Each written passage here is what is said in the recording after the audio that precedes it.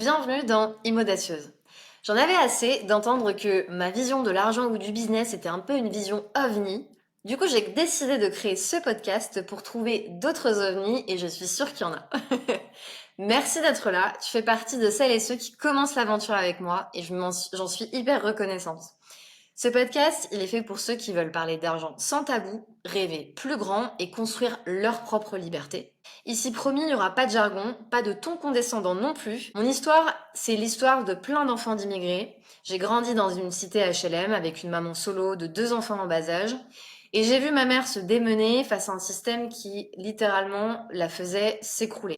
Aujourd'hui, je suis cadre dans la tech, mais ces questions d'argent, elles me questionnent beaucoup. Et c'est pour ça que j'ai créé cet espace, pour qu'on puisse les questionner ensemble, partager nos expériences et débloquer certaines clés. Immodacieuse, c'est la contraction d'immobilier et d'audacieuse. Pourquoi immobilier? Parce que c'est mon petit laboratoire où je fais des tests et c'est mon chemin vers la liberté financière.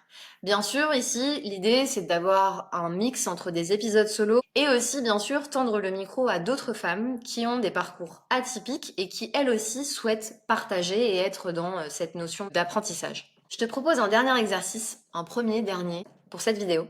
Prendre une petite pièce. Cette pièce, c'est une pièce de 2 $ canadiens et peut-être que je te raconterai son histoire dans un prochain épisode. Mais pour moi, l'argent, c'est ça. C'est une pièce pile et une pièce face. Évidemment, la pièce pile, moi, je l'associe à la pression, à la peur du manque. À l'inverse, la pièce face, c'est vraiment le levier, l'outil, la liberté. Et mon objectif avec ce podcast, c'est de te faire passer de la pièce pile à la pièce face. On est ensemble, je te dis à très bientôt.